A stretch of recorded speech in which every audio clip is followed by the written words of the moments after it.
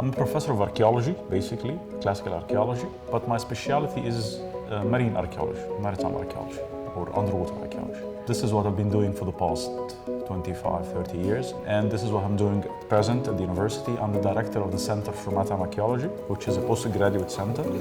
We teach graduate courses, master's degree in maritime archaeology. The other part is the research part, so we are conducting a number of projects underwater in the northwest coast of Egypt and in the Red Sea, looking at archaeological sites, submerged archaeological sites.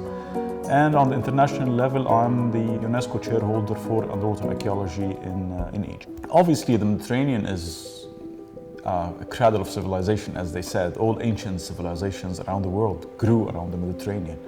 And it was a hub for trade and for maritime activities throughout ancient history. And Egypt played a significant role in this. And Alexandria was one of the main ancient harbors along the Mediterranean coastline for almost 1,000 years. And the harbor of Alexandria was a crossroads for ships and trades coming from all over the world in antiquity. So we are very concerned or very interested in studying the maritime aspect of Alexandria. Maybe people don't know this, but Alexandria played a significant role in Eastern trade. Eastern trade means Indian trade and East African trade, because all this had to come through the Nile up to Alexandria and then to the Mediterranean. Alexandria, the last of ancient Egypt's capitals, and still the largest city on the Mediterranean. Alexandria has been overstudied, if I may say. A lot of missions are working in Alexandria, but we have 3,000 kilometers of coastline where no one is looking at all.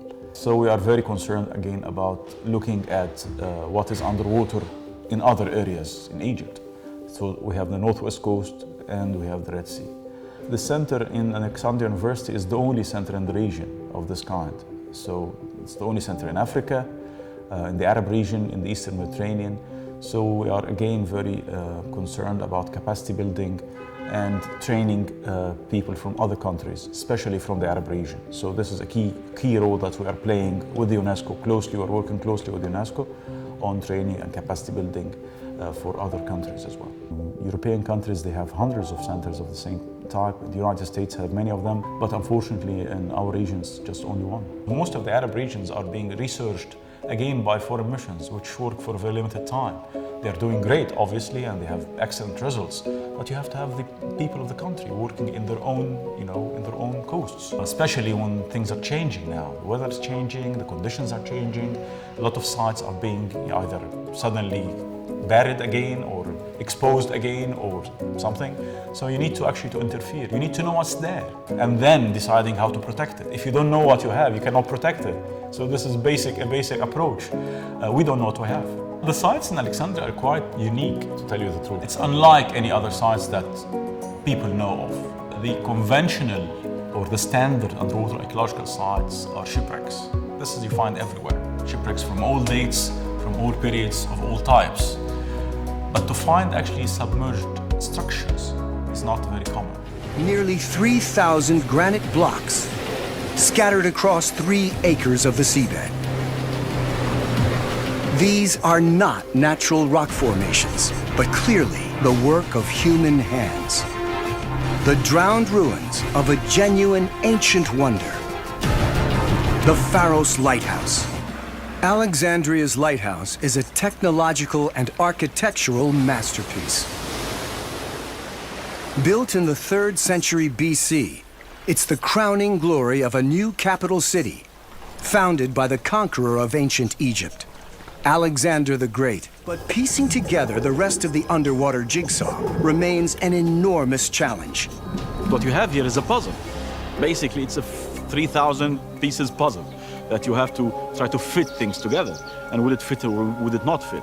You don't see anything like this anywhere else. Most of this have been excavated, obviously, but still there are maybe 5,000 objects underwater that are still sitting there. So again, this is very unlike anything else. It's very interesting. In Alexandria, you have the history that goes with the archaeology, and this is not very common, because you see a site and you can relate this to a history.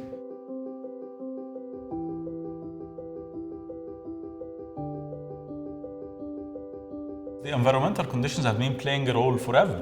I mean, most of the submerged sites along the North African coasts, even the Levantine coast, the Syrio-Palestine coast, they are submerged as a result of environmental actions, either sea level rise or tectonic movements that resulted in subsidence. Shipwrecks could be submerged due to human factors, human errors, but coastal sites are mostly subject to environmental factors. So definitely the weather is affecting a lot of things. And even in terms of marine life, just last summer, last June, we were surveying somewhere near Marsa Matruh. And I started finding lionfish underwater. Lionfish is resident to the Red Sea. I've been diving for 30 years. I've never seen it anywhere else.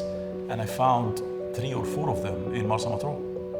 And this is only due to climate change. In a few years, if this is not controlled, they're going to be everywhere. And this is just one example of the effect of climate change on marine life. The site that we're working on, near Marsa Matruh, this site in antiquity, it was known as Ladamantia. In ancient documents, authors in the 1st century AD are stating that this site is important for ships anchoring there because the site has fresh water in it. And for many years we have been working underwater, obviously, and there's no fresh water underwater, obviously. And we were always concerned about where would be fresh water in this place. We started leaving the underwater site and going and wandering in the desert.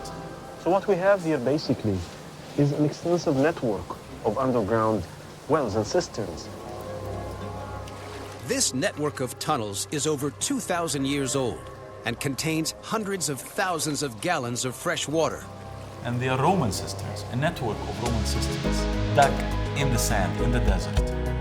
It's like a maze, tunnels of hundreds of meters of fresh water. So yeah, fresh water played a key role in identifying harbors because ships would anchor in harbors where there's access to fresh water. So yeah, we are very interested in this as well.